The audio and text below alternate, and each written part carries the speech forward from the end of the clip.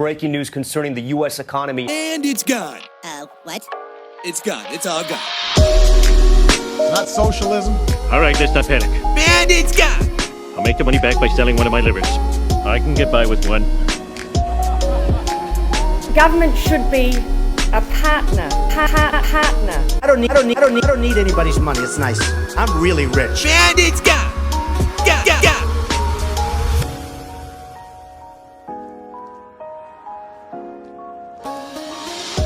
Hello everyone and welcome to episode 4 of the Global Crypto Podcast with Luno. I'm James Preston, and in this episode we have Riccardo Spagni. He is known very commonly on Twitter as Fluffy Pony.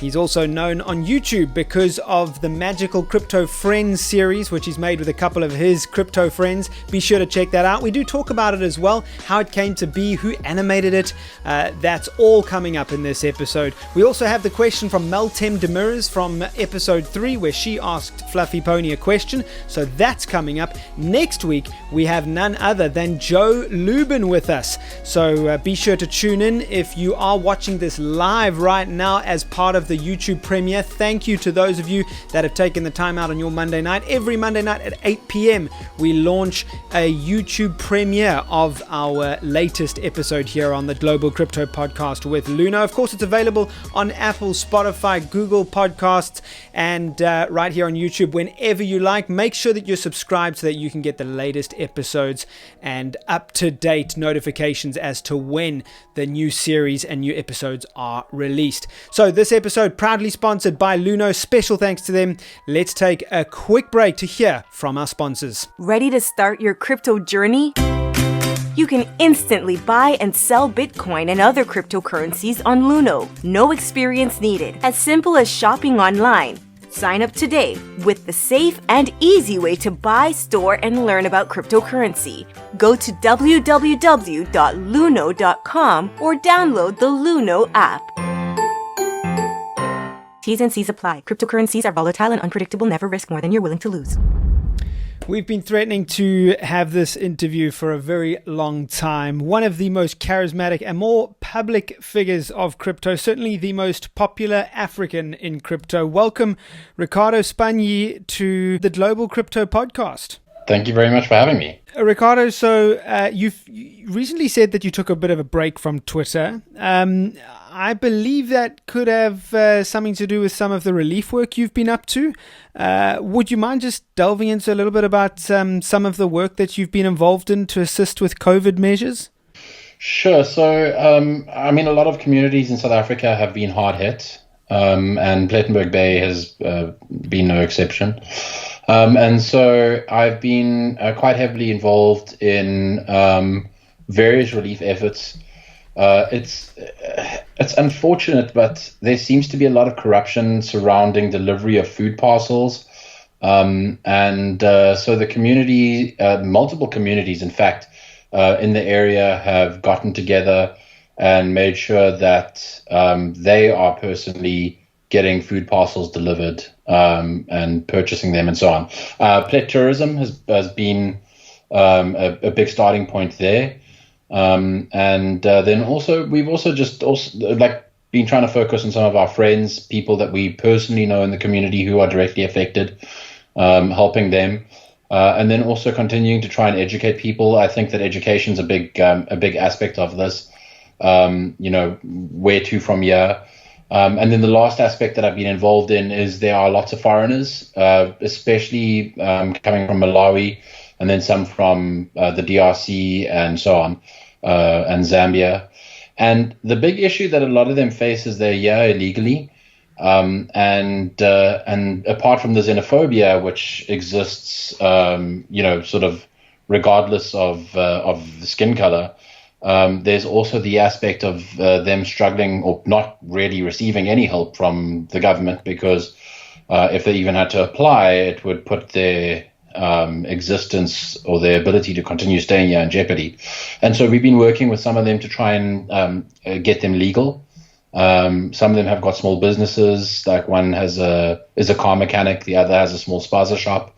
And so using that to try and apply for visas on the basis of them running their own business, and that being net net positive for the economy, which is, of course, challenging. But if we can get it right, then it means that they will have solved their visa issues, and they would also then be allowed to apply for grants and so on. I mean, by the time that process is finished, of course, the COVID-19 grants will likely be up, but at least it positions them for something like that in the future. Something that you said there was quite intriguing to me. You mentioned that you're sort of discussing with various parties about ways forward. You know, what is the world going to look like after this crisis? How do you see this all playing out? That's a great question. So a couple of things that are sort of top of mind for me. I think the first is that a lot of the measures that, and this is not peculiar or specific to South Africa, but a lot of the measures that governments around the world have taken have been extremely disconcerting. Even contact tracing, I understand the value of it, but to basically be able to dig into the movement of anyone's cellular phone over a long period of time. I mean, in South Africa, I think the contact tracing records stretch all the way back to February or March, before the system existed. That's extremely worrying. And a lot of this stuff has not been done in a privacy-preserving way. A lot of measures have been taken to curtail people's sovereignty. I think the choicest example of this in South Africa has been things like the curfew from 8 p.m. to 5 a.m., coupled with military enforcement, to the tune of nearly 80,000 military personnel deployed around the country. I don't see that going away, at least not in the way that we think it is. Of course, they're dropping the curfew now that we move to level 3 and so on. But the fact that they were able to do that and able to deploy military personnel so quickly is worrying. Then, of course, there's the long-term effects. And I think a way to highlight or to maybe an analog for this is when September 11th happened. And just like coronavirus, COVID-19 crisis, it was terrible. Many people lost their lives. But the next steps, the world after, included things like the TSA doing pat-downs and body searches and, cavity searches and whatever they do. And we've just become used to it. When you go to the airport now, like if you have to take your shoes off, no one complains. No one says, I refuse to take my shoes off. And it took September 11th to really shake the world up to the point where the TSA in America got so pedantic about things that it affected other nations. I mean, like when you travel through the UK, like it's, might as well be traveling through the US. They're just as crazy there about, do you have more than 100 milliliters of liquid and can it fit in, a single bag? And I guess the thing that occurs to me is we're going to have something similar. Okay. And some of the things are great, like the fact that more people are going to be working from home and we're going to be collaborating online more. I mean, that aspect's great. But then there's this other aspect of governmental overreach, just a little bit like, maybe we'll just keep the contact tracing just in case there's an outbreak. Maybe we'll just keep the military deployed for 6 more months. Maybe we'll just keep our emergency powers for a little bit because now we realize that we have control. And that is, of course, I think to anyone should be a little bit disconcerting. I don't think that it is unexpected, but it is worrying that we don't know if we're going to be living in a police state for a long time, or at least a nanny state. Ricardo, we recently interviewed Meltem Demirors, and what we wanted to do is actually ask her to ask you a question. So Meltem asked this. How do we actually get people to care about privacy? That is a really good question. And of course, there's a lot of apathy towards privacy. A lot of people go like, well, why should I care about privacy? I don't have anything to hide. Which is, as has been famously said by Edward Snowden, that's the same as saying I don't care about the right to free speech because I don't have anything to say. I think that it's really difficult. Certain people are in a position where they understand the need for privacy. Wealthy people understand the need for privacy. for a number of reasons. It's not always that they're hiding wealth from the government. Sometimes they just don't want family members or friends to know how much they have and what they have and so on. Corporations definitely understand the need for privacy. They understand that it is potentially dangerous if a competitor knows who their suppliers are, what they're paying, all sorts of things like that. In fact, corporate espionage is an industry, and it's all about stealing those secrets that should remain private. And then, of course, there's many charitable organizations who have to work under strict privacy or strictly private conditions because they work in areas where there is political upheaval and turmoil. And if certain aspects of that organization, certain members, certain, the size of certain donations, if some of that information becomes common knowledge in that area, then it can put them at risk.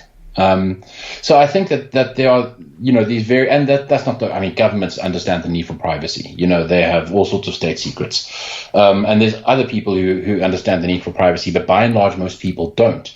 And it's because they haven't been affected by something that threatened their privacy. They haven't been,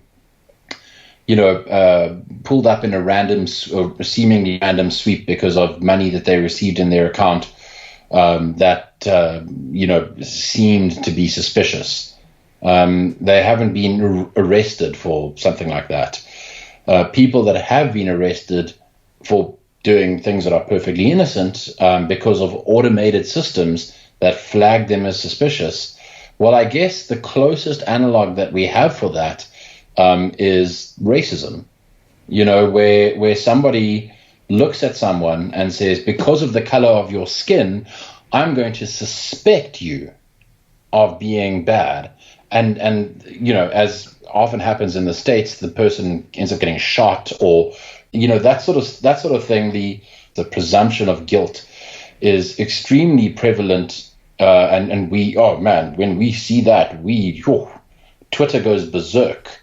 There's all the hashtags and thoughts and prayers and all that stuff, because we're very anti-racism.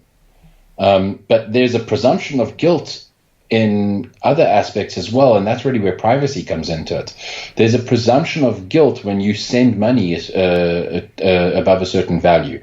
There's a presumption of guilt when you put an Arabic word or a Persian word or, like a word that might possibly mean something different than what you intended in the description of your transaction. And there have been people who've said stuff like, they send PayPal money to someone or Venmo money to someone to thank them for, or to pay them for drinks last night, pay for their half of the bar tab. And they're like, last night was the bomb. And next minute, they've got SWAT knocking on their door. That sort of stuff is ludicrous. And it's because those systems have a presumption of guilt.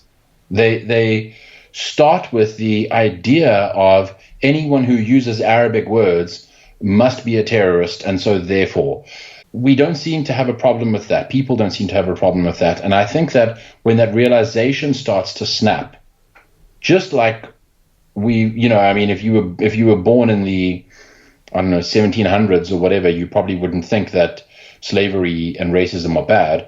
But if you were born now, you definitely would. I think that we will see, hopefully it won't take 200 years, but we will see a coming around from people who actually realize the danger in systems, automated systems that presume guilt. The danger in facial recognition systems that track you everywhere you go and then can make all sorts of, and this is no human operator involved, but, you went to that place and then that place, so, I'm going to put two and two together, you must be making a bomb. You must be a drug dealer. You must be doing something illegal. And those systems are incredibly dangerous. So these sort of like completely arbitrary restrictions do start to affect people. And they do start to turn to things like cryptocurrency slowly. I don't know if we have enough time to wait for the decades that it's going to take for people to naturally come around. And so maybe there are some things that we can do to speed it up.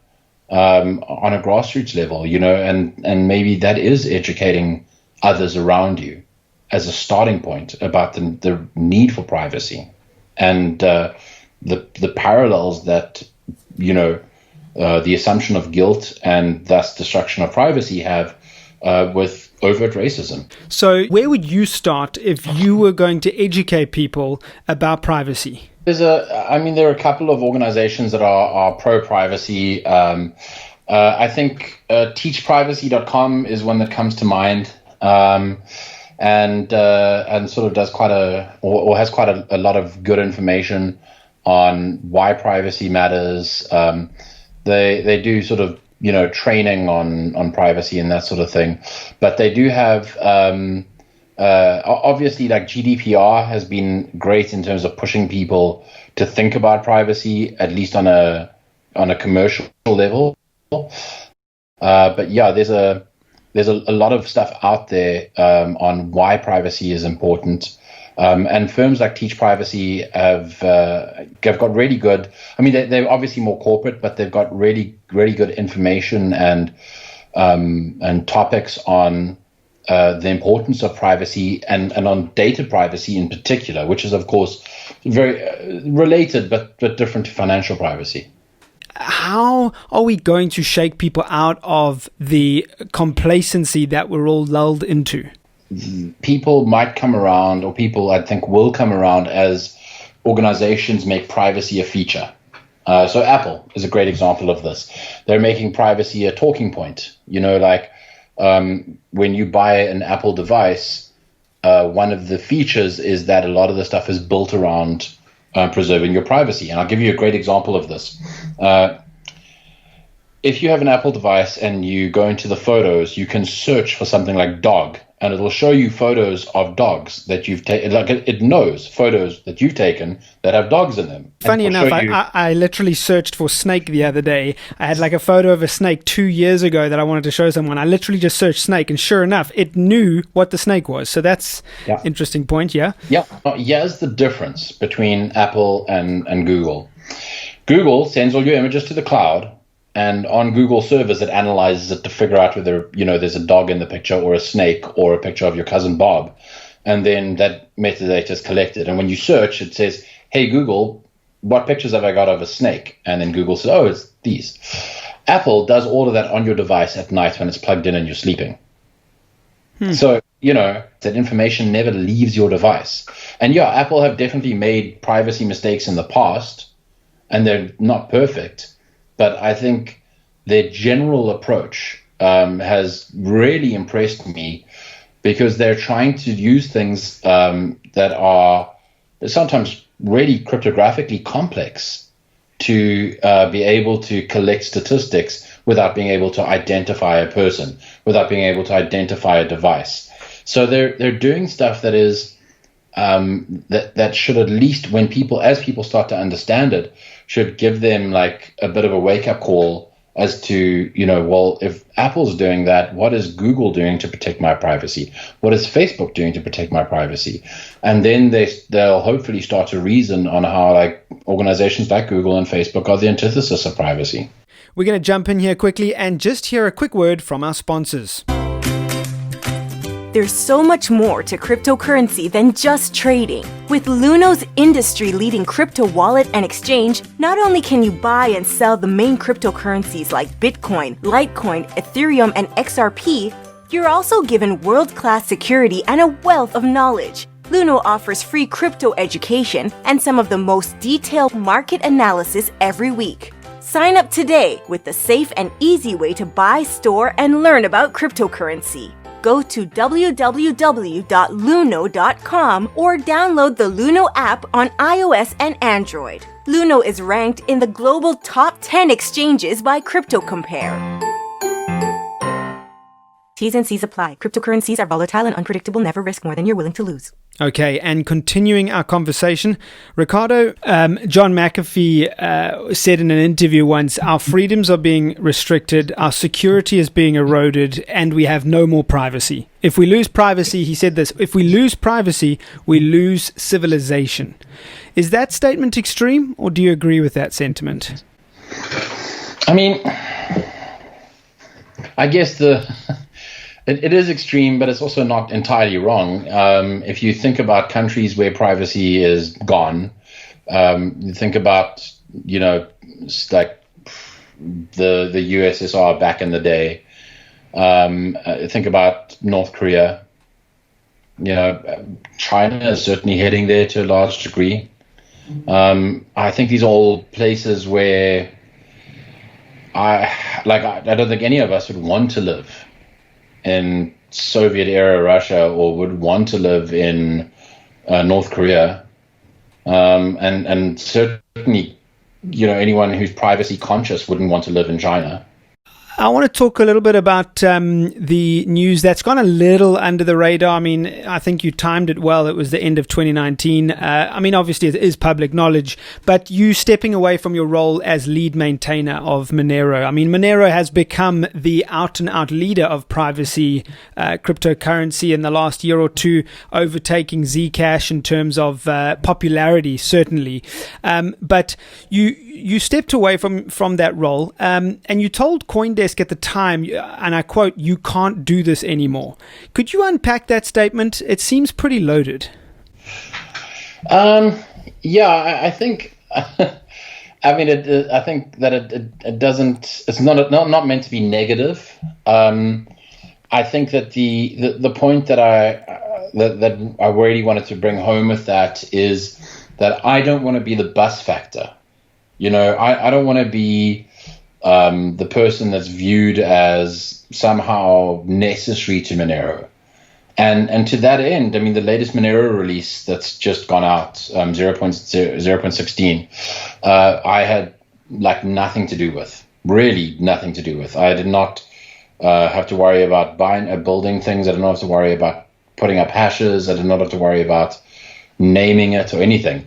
I was around and I suggested a name and I participated as in the community, and I was available for any sort of fallback stuff or if anyone was struggling with something, but I wasn't needed. And I think that's really the key.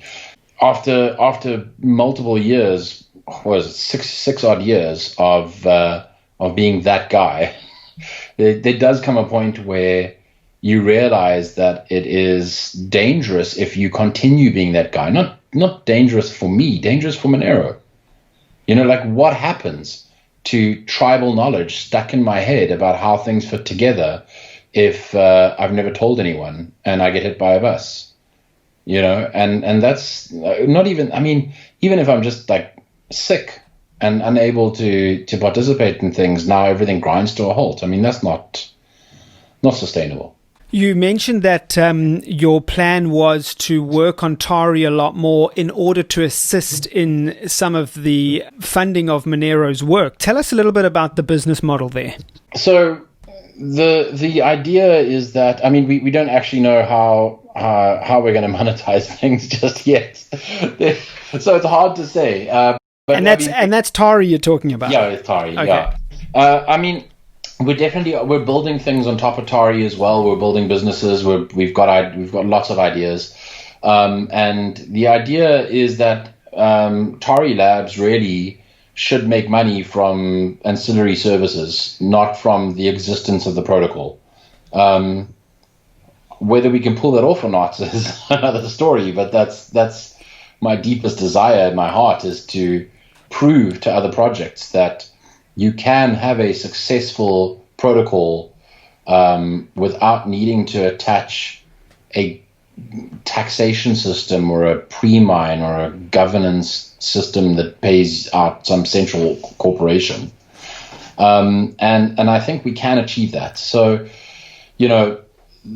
of course, if Tari Labs makes money and the aim is to make money, it's not a charity, then a lot of that will be because of Monero. A lot of Tari security will be because of Monero. A lot of the discussions that we've had in the Tari community involve Monero community members who are also now Tari community members.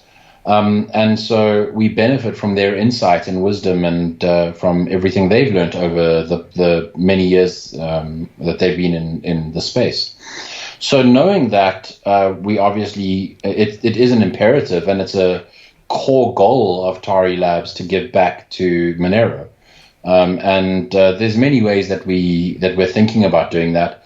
One of the ways, as an example, is we're thinking of, we used to think that we were going to build like physical dev centers.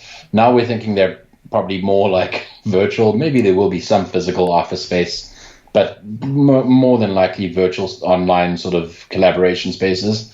And the idea is that anyone who wants to build, it's not really for building or for core developers on Monero because they're already well supported by the community, but anyone who wants to build a specific feature or build a specific part of Monero's ecosystem would be able to apply for a grant, and there'd be some sort of grant committee, which I assume would be made up of members of the Tari and Monero community.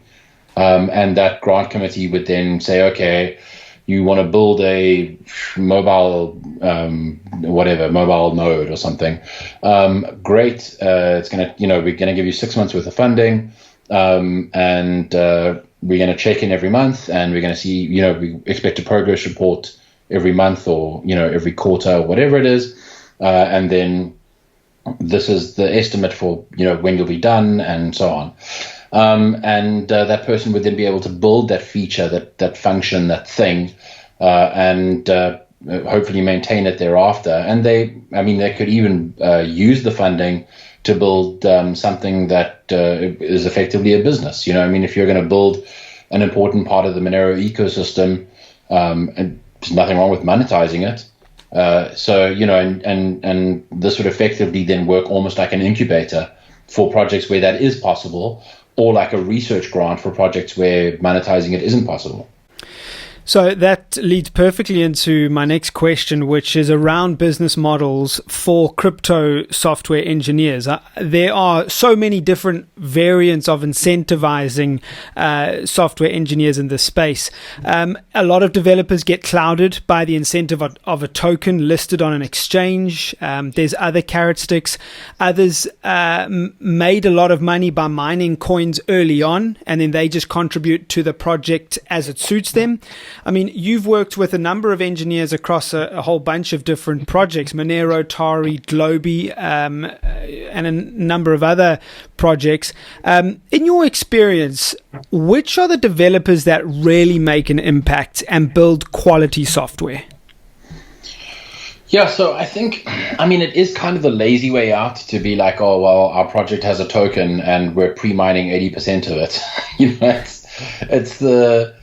It just sort of, it's just the lazy way out. I don't even know how else to describe it.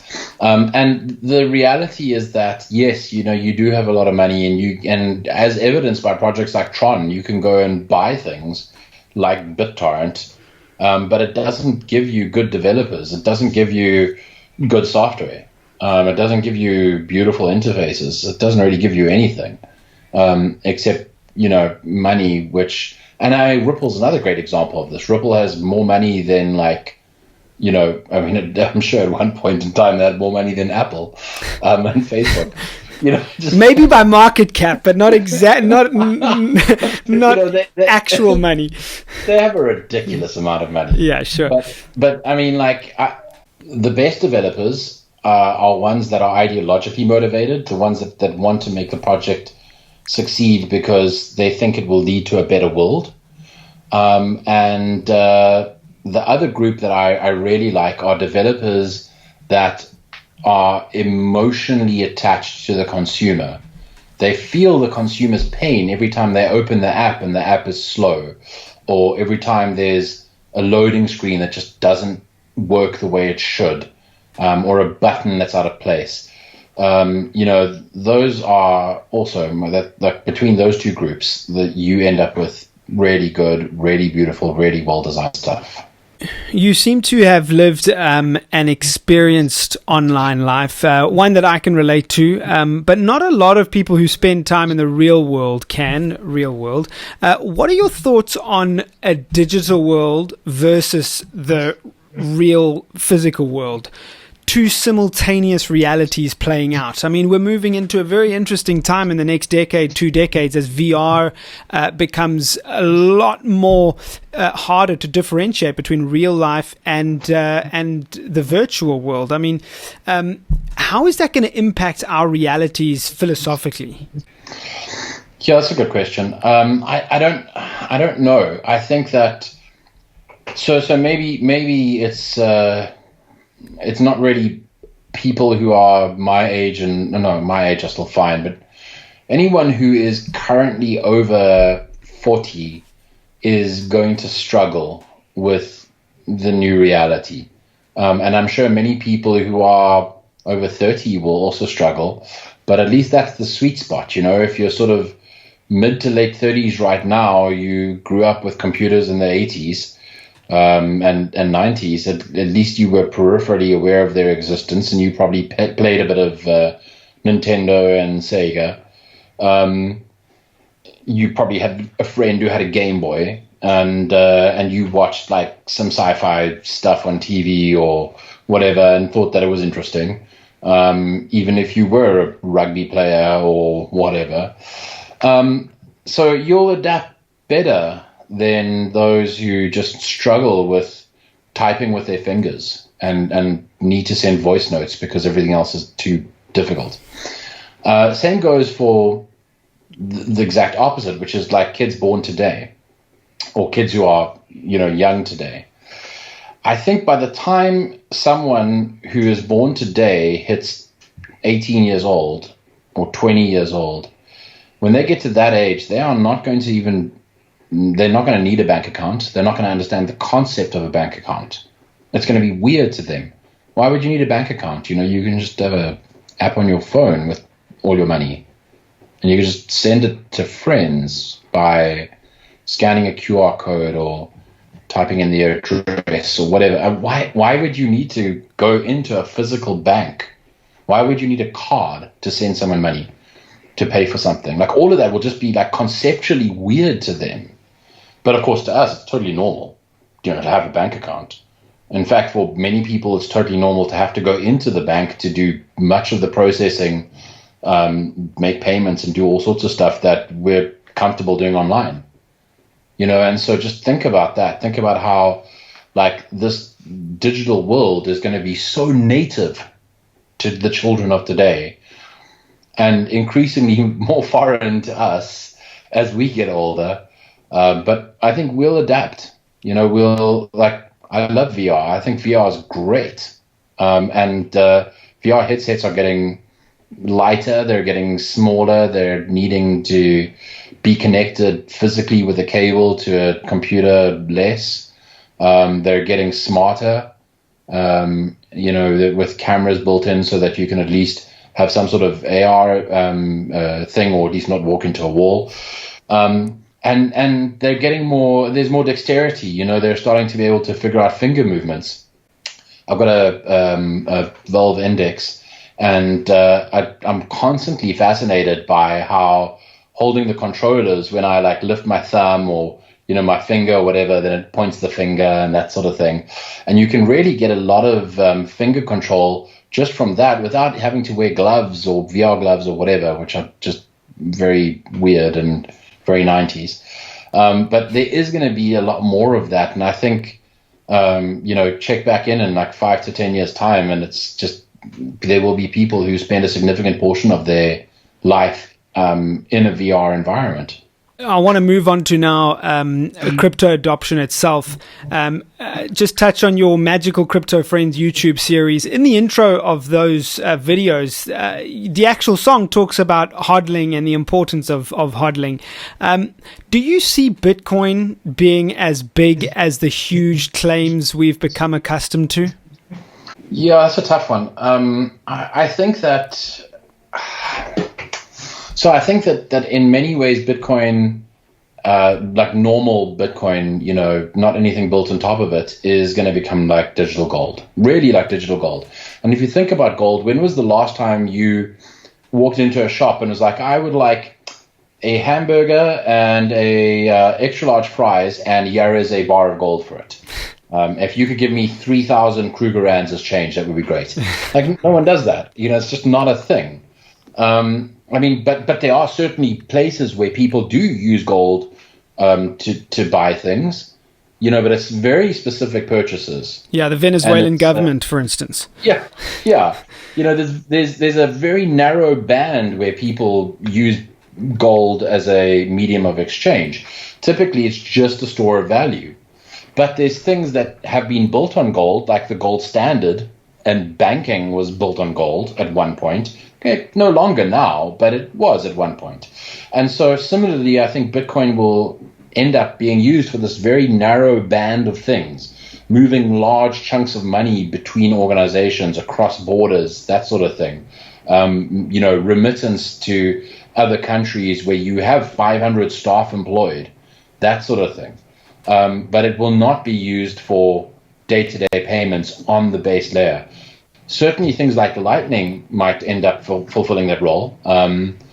But even there, I suspect that Lightning is still one level of abstraction too low for day-to-day payments.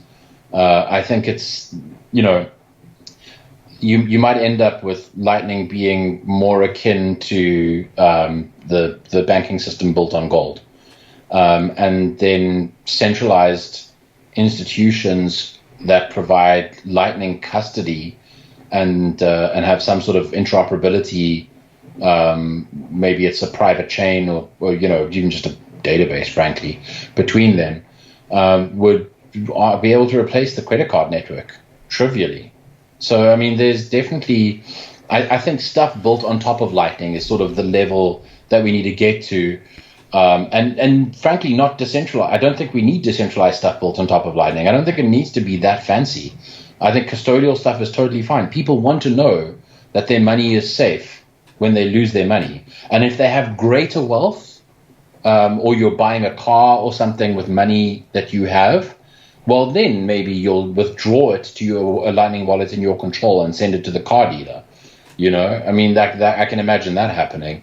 But yeah, for most individual purchases, I can't see them needing to care about watchtowers and private keys and all of the stuff that comes with it, just for the sake of decentralization.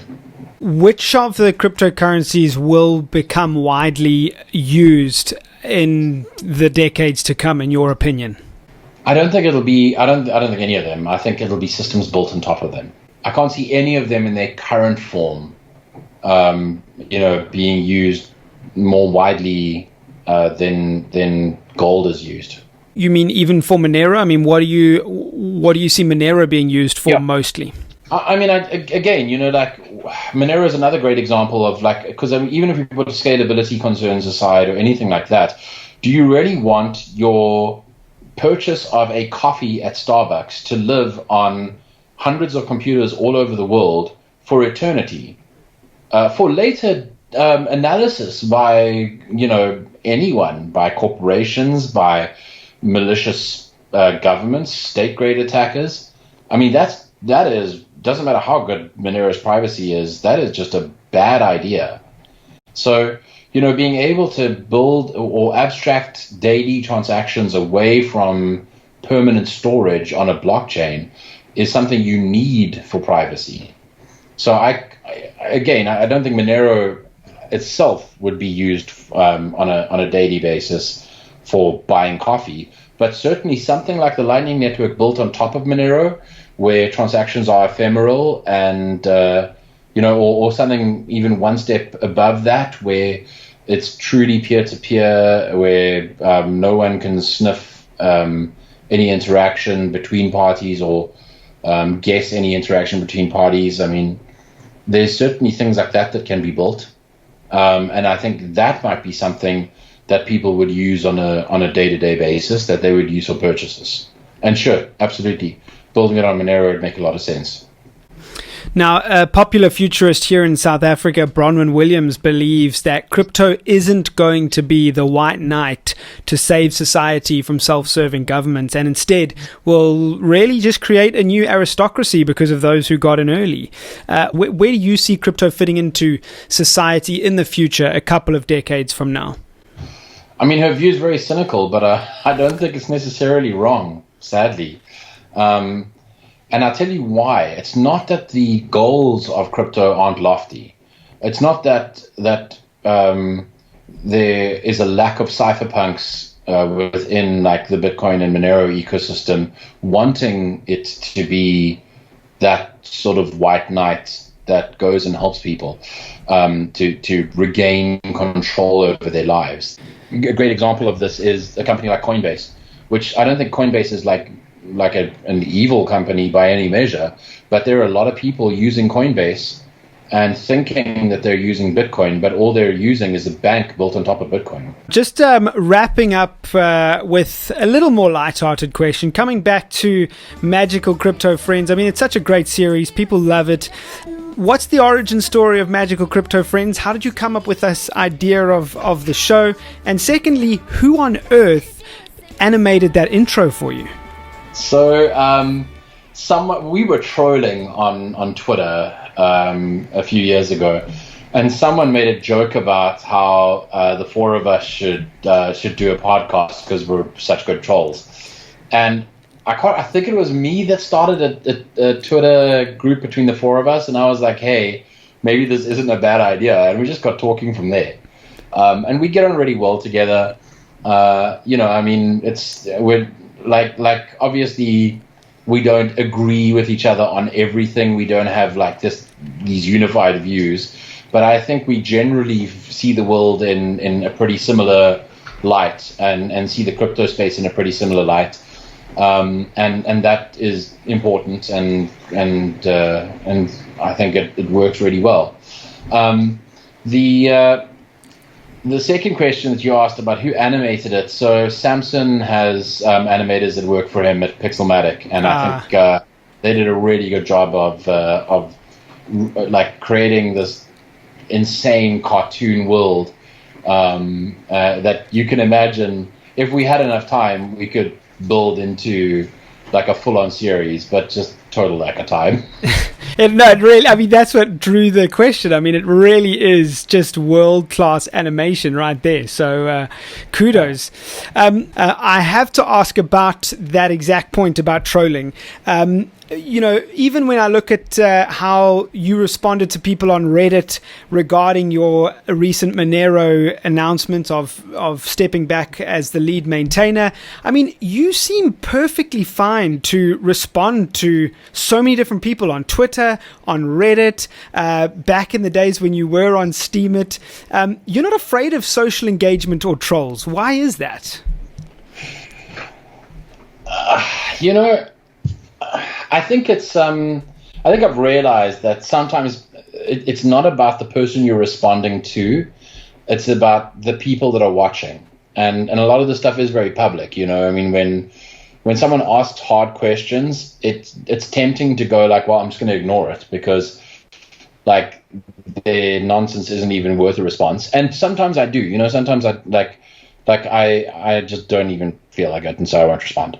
But sometimes it's just straight up dangerous not to, because other people are watching and they might sit there wondering, I never thought about that. I wonder why, or I wonder if.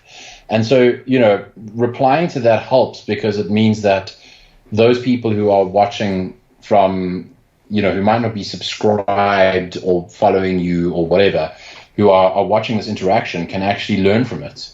And so I sometimes spend time responding to BSV morons and that sort of thing, not to educate them. It's like responding to a flat earther.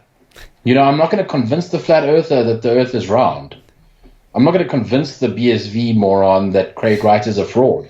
But other people that are watching that might be on the fence or uncertain will learn from that. Well, Ricardo Spagni, Fluffy Pony, we really appreciate you giving us the time.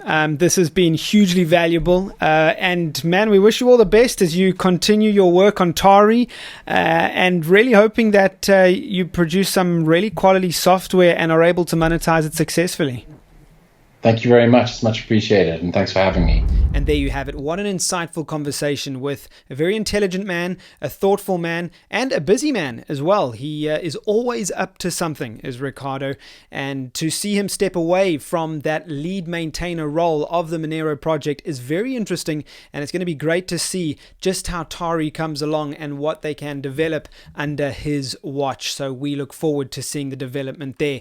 Thank you again to Ricardo for giving us his time. Next week, it's Joe Lubin, of course, of Consensus. He was instrumental in the launching of Ethereum. He met with Vitalik Buterin way back in 2012, and they discussed how they were going to launch Ethereum, how they were going to bring it to market, and then he set up Consensus not long after that. It is a wonderful, meandering conversation and dialogue through how it all started, and you don't want to miss it, so join us then. Please subscribe to us here on YouTube and on your favorite podcasting app as well. Share it with your friends. We appreciate all the support we can get. Very special thanks to our sponsors, Luno. Check them out, luno.com. They are ranked in the top 10 of crypto exchanges on cryptocurrent.com, and they are secure, they are safe, they provide incredible tutorials, and they have great support as well. Luno.com is where you can find them. Until next week, until the next edition, it's cheers for now. Breaking news concerning the U.S. economy. And it's gone. What? It's gone. It's all gone. Not socialism. All right, let's not panic. And it's gone. I'll make the money back by selling one of my livers. I can get by with one. Government should be a partner. Partner. I don't need anybody's money. It's nice. I'm really rich. And it's gone.